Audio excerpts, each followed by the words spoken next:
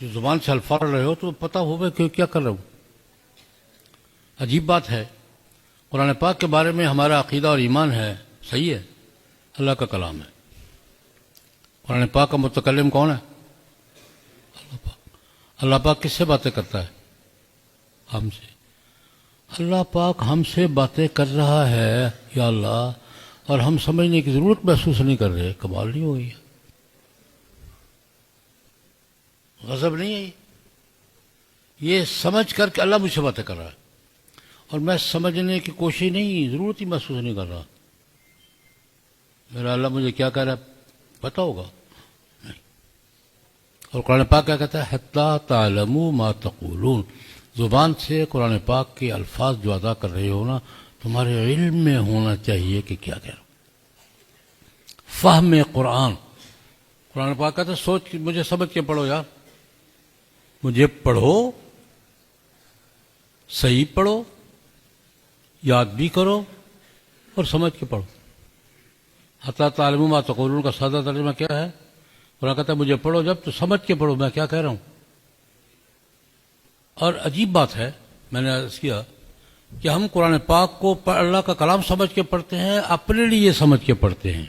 حضرت دیکھیے، کوئی آدمی اپنے باس کے سامنے کھڑا ہے، فیکٹری کا باس ہے یا دفتر کا باس ہے، باس باتیں کر رہا ہے، یہ سامنے کھڑا ہے اور سمجھنے کی کوشش نہیں کر رہا. باتیں کرنے والوں کو اندازہ ہوگا کہ ایکٹنگ کر رہا ہے، سمجھ نہیں رہا. کیا ریئیکشن ہوگا؟ اس کا تو اندازہ ہوگا نا، اس کو پتہ ہے. تو شاید ایکٹنگ چل جائے، وہاں چلتی ہے.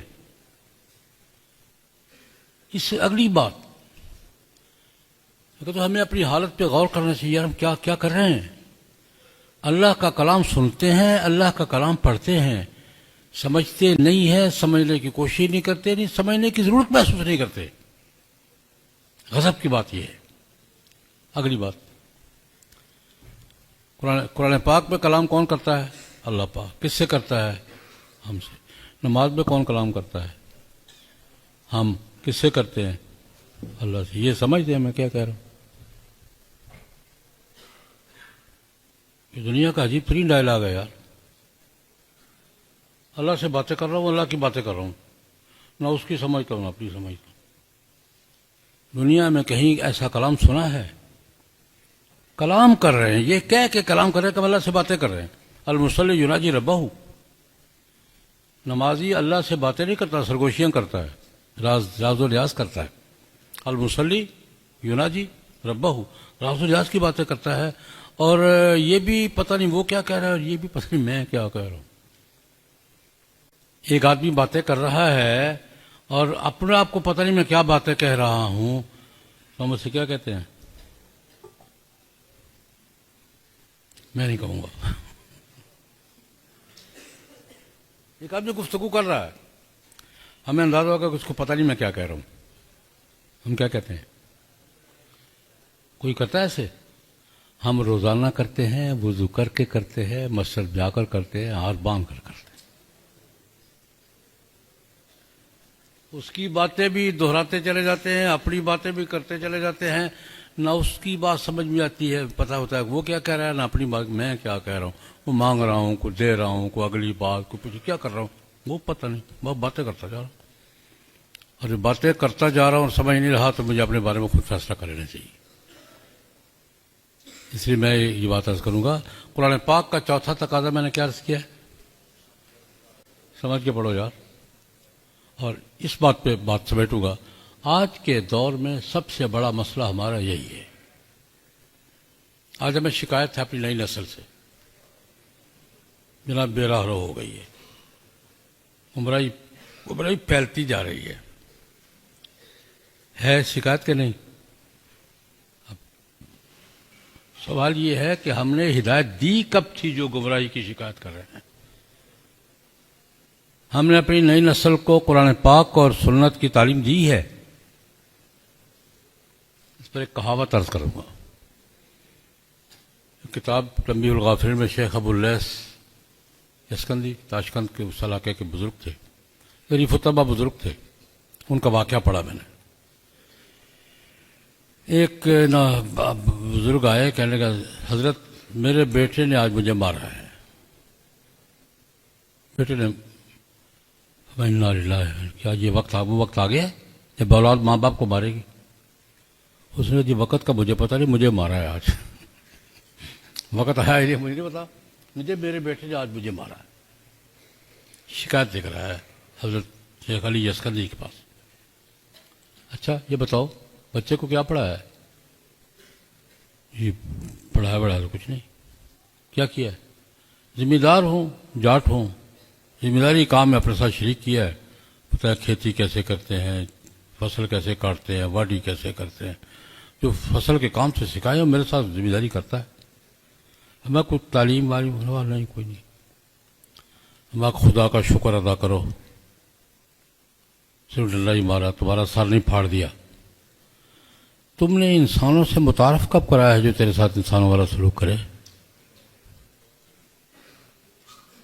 انہوں نے بتایا یہ گدھا ہے، اس سے یہ کام لینا ہے، یہ بیل ہے، اس سے یہ کام لینا ہے، یہ کتا ہے، اس سے یہ کام لینا ہے، یہ اس کام آتا ہے، جانور اس کام آتا ہے، بیل اس کام آتا ہے، یہ ہل چلانے کے کام آتا ہے، یہ کنویں پانی نکالنے کے کام آتا ہے، یہ بوجھ اٹھانے کا کام رہتا ہے. تم نے جانوروں سے متعارف کرایا اسے، کہ اس کے لیے تو بھی وہی ہے یار.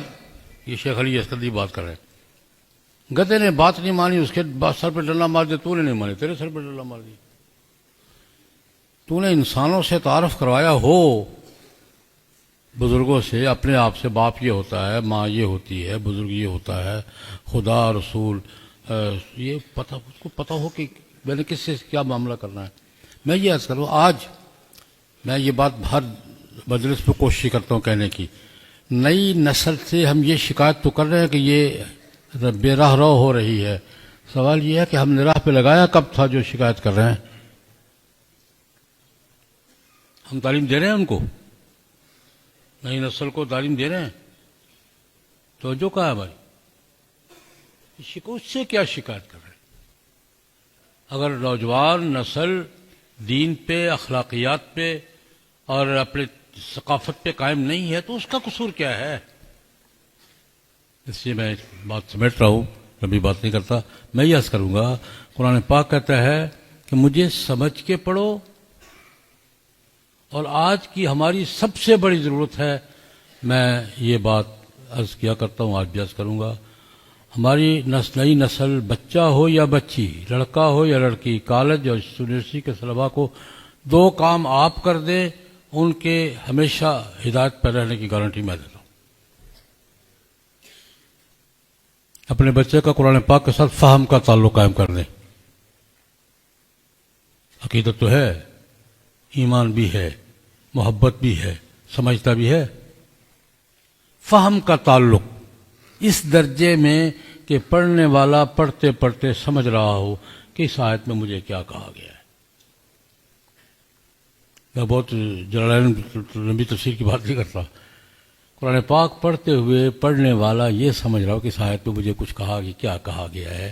فہم کا تعلق قرآن پاک کے ساتھ.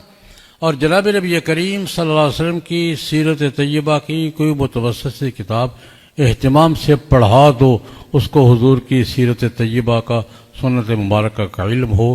یہ 2 کام آپ کر دیں، یہ گارنٹی میں دیتا ہوں کہ زندگی میں کوئی اس کو گمراہ نہیں کر سکے.